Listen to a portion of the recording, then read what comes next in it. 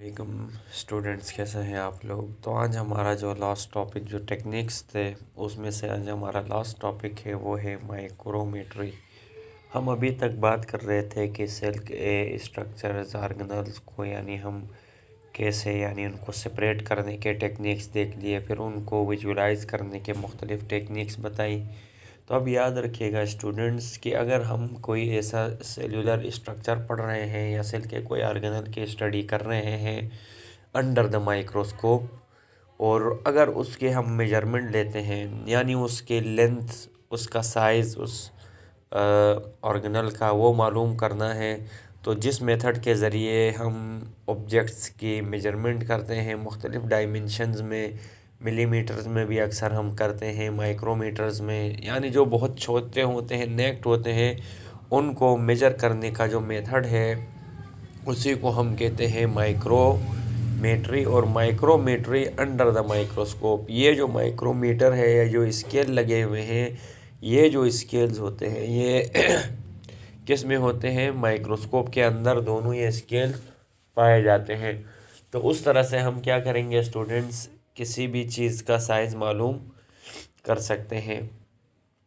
तो माइक्रोमेट्री में मेजरमेंट की जाती है मुख्तलिफ़ डायमेंशंस की, और वहाँ पे हम क्या करेंगे, किसी भी ऑब्जेक्ट को देखेंगे, ऑब्ज़र्व करेंगे अंडर द माइक्रोस्कोप, उसको माइक्रोमेट्री कहते हैं।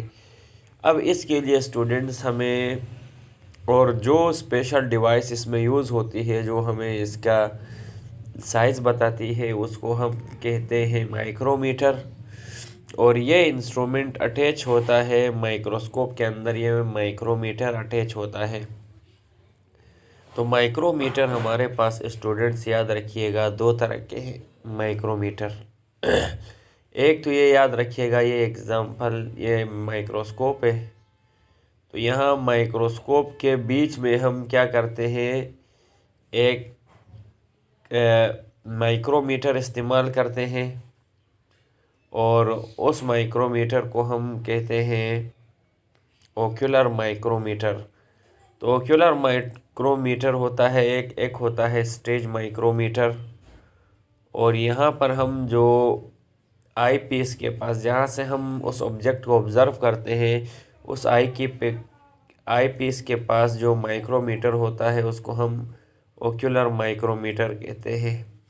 और एक होता है स्टेज माइक्रोमीटर। और स्टेज माइक्रोमीटर ये देखें, ये नीचे जहाँ पे हम स्लाइड रखते हैं स्टूडेंट्स, ऑब्जेक्टिव लेंस के नीचे ये इधर स्लाइड है, और यहाँ से ऊपर ये ऑब्जेक्टिव लेंस है, ये आई पीस था। आई पीस के दरमियान यहाँ किसको रखा जाता है, ये ओक्यूलर माइक्रोमीटर होता है, उस पर रीडिंग होंगे, और नीचे स्टेज में। चले हम आपको यहाँ दिखाते हैं, मैंने इसके डायग्राम भी आप लोगों के लिए रखी हुई, ये देखें।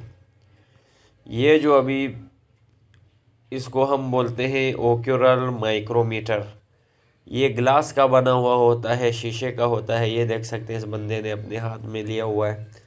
और इसके अंदर यहाँ देखें स्टूडेंट्स स्केल होता है, और स्केल में 1 से लेके 100 तक डिविजन्स होती हैं। कितने तक, 100। तो 100 इक्वल डिविजन्स होती हैं लाइंस की।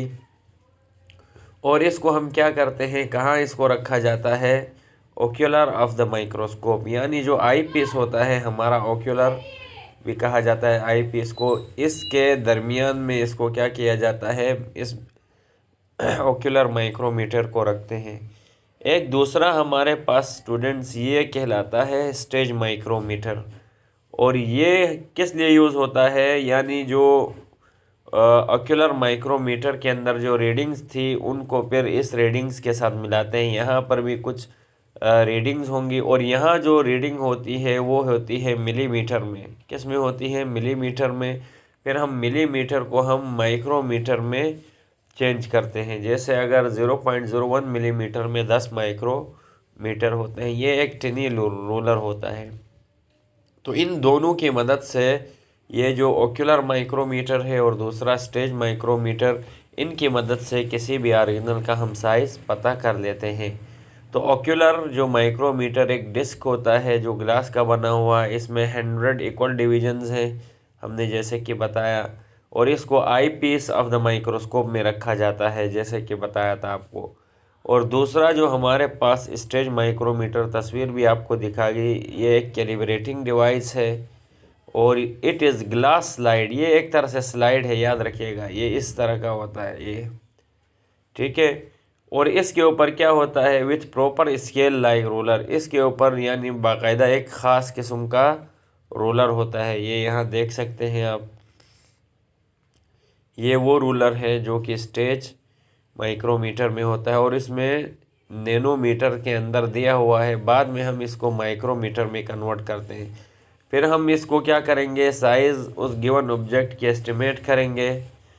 वो जो ओक्यूलर माइक्रोमीटर है और ये जो स्टेज माइक्रोमीटर है, इन दोनों की रीडिंग्स को हम क्या करेंगे, मिलाएंगे उस यानी जो स्पेसिमेन है। जैसे फॉर एग्ज़ाम्पल अगर ये रेटिकल